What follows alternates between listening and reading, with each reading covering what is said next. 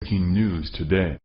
Please subscribe and then check notification box to get all breaking news alerts. Every new day brings new revelations of what our elected officials have been doing in Washington, and it's not pretty. The candidates that made so many promises about America's future and what they would do for their constituents seem to be more interested in exploiting those they think they can keep quiet than in actually working for voters. While sexual misconduct might be a staple in Washington, nobody did it better than Slick Willie. Our former president and almost first Ladyman was, of course, made famous for his misconduct while in the Oval Office, but it turns out that he did more than what he was caught doing. The famous affair with Monica Lewinsky was what made the headlines, but it turns out that was just the tip of the iceberg. 0 shares. Facebook. Twitter.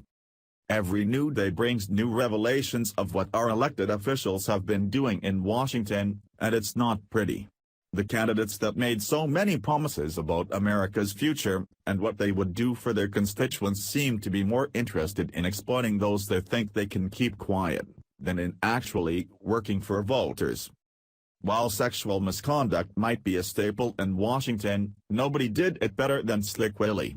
Our former president and almost first Ladyman was, of course, made famous for his misconduct while in the Oval Office, but it turns out that he did more than what he was caught doing. The famous affair with Monica Lewinsky was what made the headlines, but it turns out that was just the tip of the iceberg. One former White House staffer, Linda Tripp, tells harrowing tales of what it was like to even exist as a woman around Bill Clinton. The Democrat from Arkansas didn't seem to be extremely choosy about who he would harass. According to Tripp, it was difficult for even the housekeepers to do their job without being harassed by then-President Clinton. RT reports that the whistleblower is now giving even more information about her time around the Clintons. Bending over in the presence of Bill Clinton was a risky undertaking, according to former White House staffer, Linda Tripp. The staffer turned whistleblower said new criticism of Clinton's outrageous behavior is a day late, and it's $1 short. The housekeeping staff that worked during Clinton's tenure in the White House were afraid to bend over in his presence, Tripp told the Weekly Standard in a recent interview.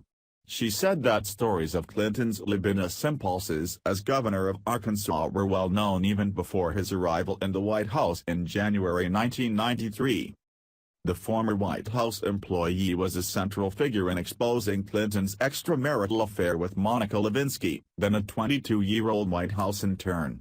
Tripp secretly recorded Lewinsky describing her relationship with the president, evidence that helped lead to Clinton's impeachment in 1999. Clinton was acquitted of all charges and completed his term. Say what you will about what it must be like living married to Hillary Clinton, but Bill Clinton has every mark of a vicious predator, drunk on power and using his influence to cover up what America considers unacceptable behavior. There are stories from every administration as to what tone the first family set for the entire White House, and every story from the Clinton administration seems to be of misconduct, malice, and disregard for anything except Bill and Hillary's own goals, no matter how disgusting. Tripp helped expose Bill Clinton's affair at great personal risk, but to her, it was worth it. We now know just what lengths the Clintons will go to in order to cover their own tracks, tipped off by the trail of bodies in their wake. But there was a time when nobody would believe that about the smooth politician from the South. Since exposing Clinton's misconduct, Tripp has lived a quiet life in Northern Virginia, avoiding the limelight and publicity she received in the late 1990s. But Tripp says the recent spate of headlines about sexual assault and misconduct by powerful men has forced her to relive her trying experience.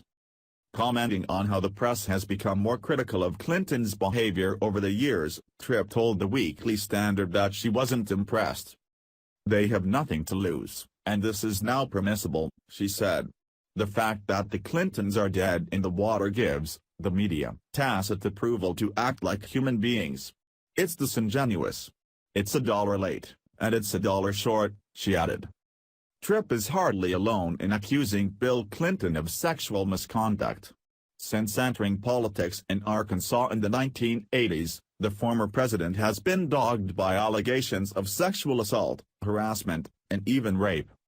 More than 15 years after leaving the White House, Clinton is still hounded by fresh allegations of extramarital, sexual trysts.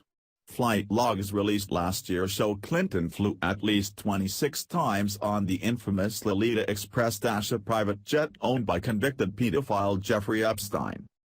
Between 2001 and 2003, while Hillary was serving as a U.S. Senator, Bill took a number of extended junkets on Epstein's plane, which reportedly had a bed in which passengers had group sex with girls as young as 12. Last year, an email that was apparently written by former Secretary of State Colin Powell was released by hackers, claiming that Bill Clinton was still dicking bimbos at home, according to the NIPE. If all we need are 2 or 3 witnesses for a story to be established, we have hit that mark. Bill Clinton's reputation should be completely neutralized by anyone who is willing to admit that there is such a thing as sexual misconduct. There will, of course, be a cover-up, and those who want to forget will, but these stories shouldn't be forgotten. The White House was desecrated and lives were changed because of one man and the media that covered for him. H/T/RT. Follow us on Facebook at Freedom Daily. Follow us on Facebook at Freedom Daily.